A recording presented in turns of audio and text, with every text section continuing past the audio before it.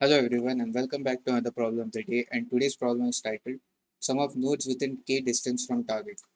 In this problem you are given a binary tree, a target node and a positive integer k, and your task is to find the sum of all nodes within the max distance k from the target node such that the target node is included in the sum. So for the given example here, we have the target node as 9 and we have to find all the nodes and sum them along the way which are at distance 1. So for 9 here, 1 is at distance 1, 5 is at distance 1, 7 also is at distance 1, and we have to sum them. So the sum would include the nodes, that is 1, 9, 5, and 7, and we have to return that sum. So for the example, 22 is that sum. For the next example, again, we have 40 as our target node. For 40, the nodes which are at distance 2 and the nodes along the way are 19, 50, 4, and 40 itself, and their sum is nothing but 113, and we have returned that sum. Now, in order to solve this problem and understand how we'll be solving it, let's take in this example. So I've written it down already, and our target node here is 40, and the k distance, the distance at which we have to find the nodes, is nothing but 2. So in order to find 40 itself, since they have given us the target in terms of value, we have to traverse the node. We have no option but to traverse the tree and find that target node. After finding that target node, let's say my 40 was someplace else, like it was it was here. It was not here, but well, let's say it was here, and this was some other node. Let's call it 60. So if my 40 was here, then I would have two options, right? In order to move at most k distance, I would have two options, either to go left or right. Also, since we have to find all nodes which are at distance group, we have to move one step back using the parent of the target node. So for this case, the parent of 40 is nothing but 9. I have to move one step back. So there are three possible ways I can traverse through my target, which is either left, right, or through my parent. And using this, in order to have a note of all the parents, I would have to traverse the whole tree at most once. And after traversing, I have to make a note of the parent of each node. So for example, the parent of 1 here is null. The parent of 2 and 9 here is 1. For 4 it's 2, for 5 it's 9, for 40 it's 9. So I have to make a note of all the parents. After making a note of all the parents, I will be able to traverse backwards also, because if let's say my k was 3 in this case, in that case I'll move one step back to the parent. So after 40 I'll go to 9, and from 9 I'll be able to move back to 1 and also to the left node.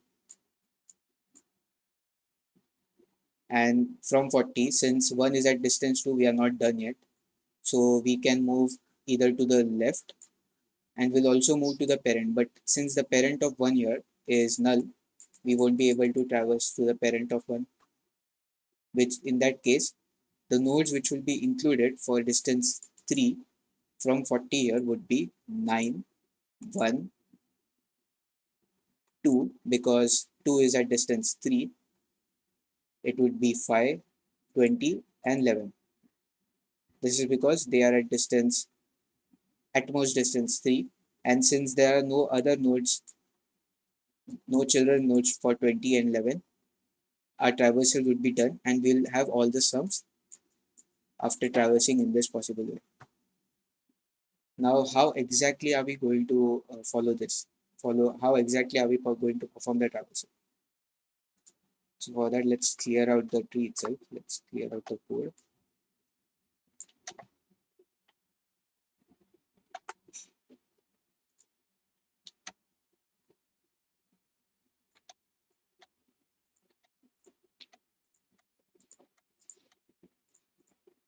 All right, let's go back to the original example. It was 7 here and 40. Alright, so this was 7 and this was 40. Now again our target is 40 and the distance is nothing but 2. Now first of all, since we have to make note of the parent of each root node, like if I consider 40, I need to know its parent in order to traverse backwards. I would have to perform DFS through the whole tree. So after performing DFS, in order to maintain a track of all the nodes, I'll use an unordered map. So let's say my unordered map is,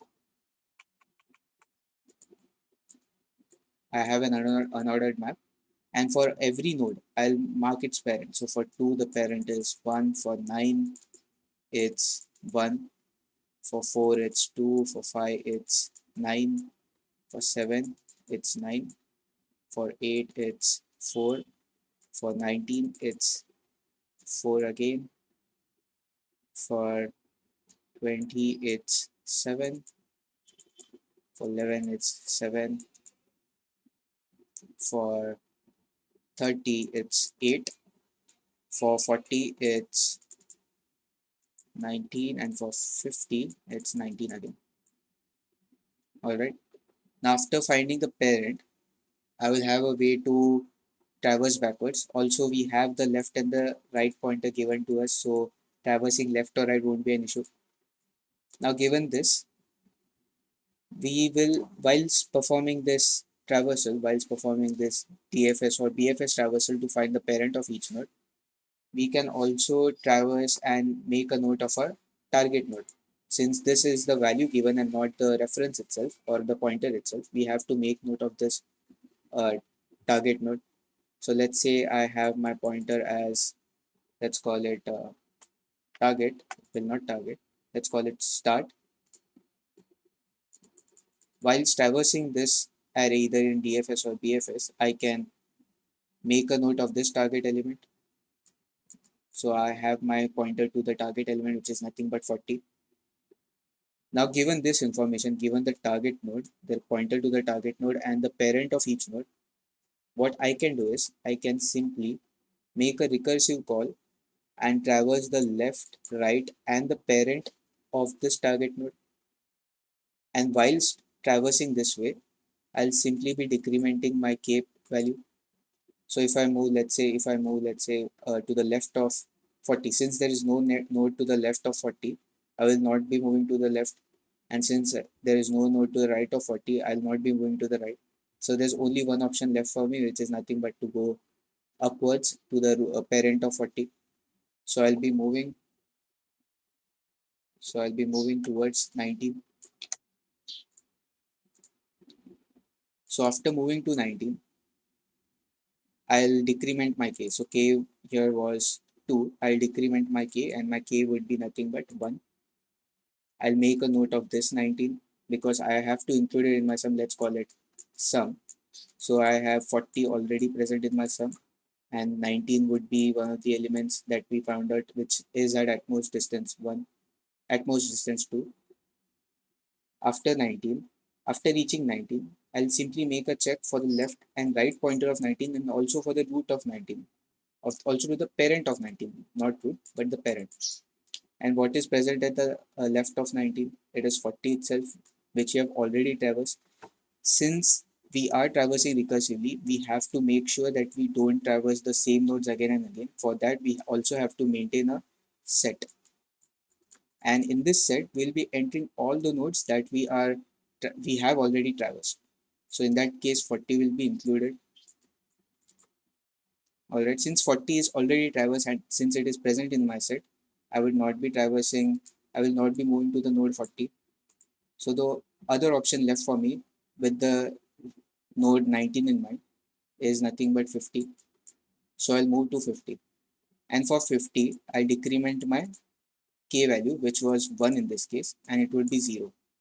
Now, since the k value is 0, I will break out of this loop for 19 and I'll not move ahead with the node 50 in mind. So I'll not be moving to the left or right of 50 because we have already reached the 0 value for k, and we'll make a note of 50 and mark it in a mark it in a set. So there would be 19 here and also 50. All right, let's try and make this a little more readable.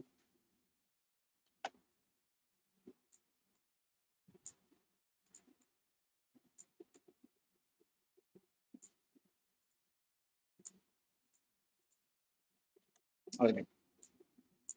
Now after this is done, I have my 19 here, and also I can move one step ahead. We have traversed the left, right direction. Now the only place left is to move upwards, which is towards the parent. So after moving to the parent, I can mark it in my set. So 4 would be in my set, and I'll decrement my k. So for 19 here, my k was 1. After moving to my parent, which is nothing but 4, my k value would be 0. Since the k value is 0, it means that I will not be able to move to the left or right of 4. So what is the left and right value of 4? It is nothing but 8 and 19. It simply means that I won't be able to travel left, right, or either to the parent of 4 since my k value is 4. So I'll simply include my 4 in my sum. And since we have traversed all the position and we have reached all such conditions of stopping the recursive loop, meaning we have reached the k value to be 0, it simply means that there are no further traversals left for us to do. And in that way, we will be able to find the sum of all the nodes. So 40 in this case, we traversed left, right. Since there were no nodes, we did not travel to the left or right. We moved one step ahead to the parent. For the parent, we included its sum. And for 19 as the root node, we traversed left and right. Since 40 was already included, we did not include 40 again. We moved to the right. We found 50. We included 50 in our set. We found the k value to be 0 for 50. That's why we did not move left or right for 50. Then we considered 19 again. And for 19, we moved to its parent. For the parent, the k value became 0. That's why we did not consider the left, right, or the parent for the fourth node. And in that way, we were able to traverse through all the nodes which are at distance at most k, and we were able to sum them. Now let's translate this algorithm to code itself. Now, in order to begin with, we need some unordered set and map in order to track the parent and the visited node itself. So I'll be creating them as class variables. So let's create our unordered map. It will have our node as key and also the node as value. Let's call it root map. All right. Also, we'll need a sum variable, and we'll create them as class variable.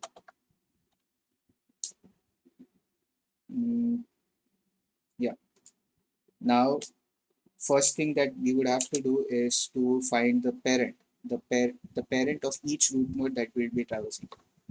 In that case, let's create a node. Let's call it parent. Let's initialize it with null, and let's find the parent of each node. We'll create another method. Let's call it parent, and we'll be passing the root node itself given to us, which is nothing but the root of the tree, that is 1 in this case. And we'll be passing our parent, and also we'll be passing our target node. So whilst traversing this tree, I'll simply be able to make note of my target node also, and will mark this target node in another variable. Let's call it tar for target. And after moving through this, I'll be able to find my target node, the root of parent of every root node, and I'll have that information at my end. And also let me initialize the target node to be null. All right, let's write down this function.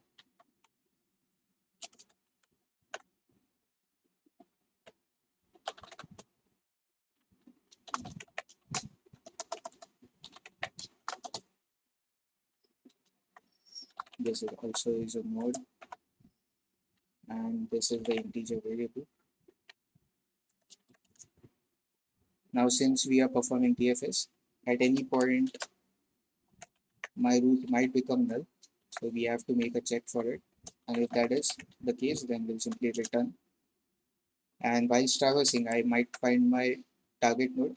So I'll be checking for the value of my root node. And if that is equal to my target, I'll simply mark my tar variable, which is a class variable, to the target itself. And whilst moving, I'll also make a note of my parent for each root node. So this is the parent. Initially, my root node passed is 1. So the parent of root node would be null. So root map of root would be parent, and we'll be traversing to the left and right in a DFS approach. So the parent, find parent of roots left, and passing the parent to be the root itself, and we'll pass in target, and we'll again traverse to the right of the tree. So roots right, let's pass in the root itself and the target. All right. So after this recursion is done, we'll have a note of all our parent of the considered roots of the considered nodes. So for 19 we'll have 4, for 8 we'll have 4. So all that will be stored in a root map. And using this, we'll be able to traverse backwards and consider the sum as and when we go. So to find the sum itself, we'll create another variable. We have already created a variable sum. We'll also need a visited hash. So for that, I'll create an unordered set, and it will have our node pointer. Let's call it S. And this set is what we'll be using to store our visited nodes. And after this is done, we can simply find the sum. We can create another method, find sum, pass in our target variable, our target node, and the value of k, and then we can simply return our sum. So for the find sum method,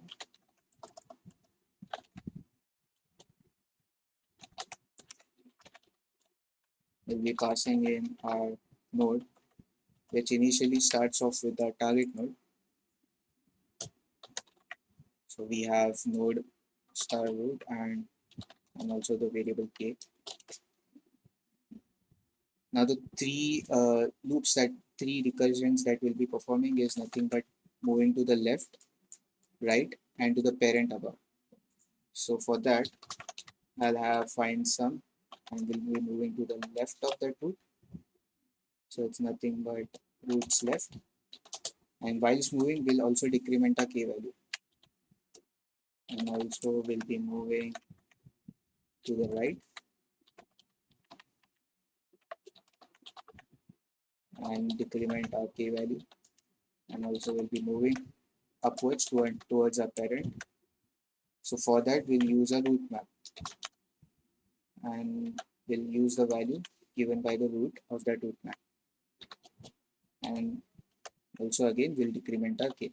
So at any point while moving left, uh, our root might become null. So in that case, we'll have to make that base case check. So if my root becomes null, I'll simply return the value. And if my another case would be if my k becomes 0, if it becomes less than 0, in that case I'll simply return. So if it becomes less than 0, I'll simply be returning. Now, as and when we go, like as discussed, we considered our target to be 40. We started off with 40. We went to 19 since there were no left and right node for 40. At 19, we traversed its left and right node. So the left node was 40. Since 40 is already visited, we would have to make a check, right? So we will use our unordered set created here, and we'll check if the variable is present within the unordered set. The node is present within the unordered set.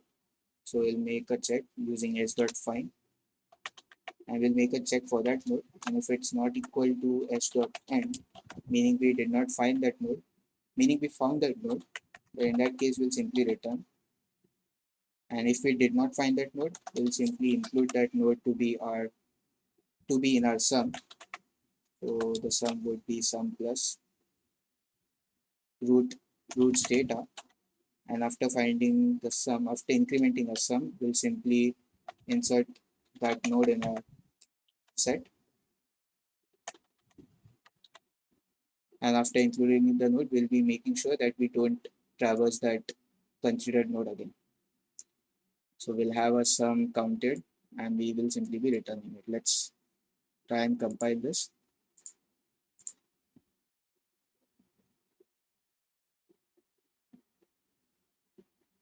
All right, end to node. Right. This should be root and not target.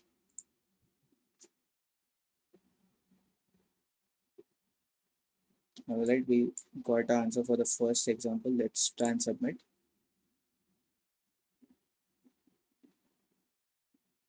All right, so that was it for today's video. If you have any doubts, you can ask them in the comment section, and thank you for watching.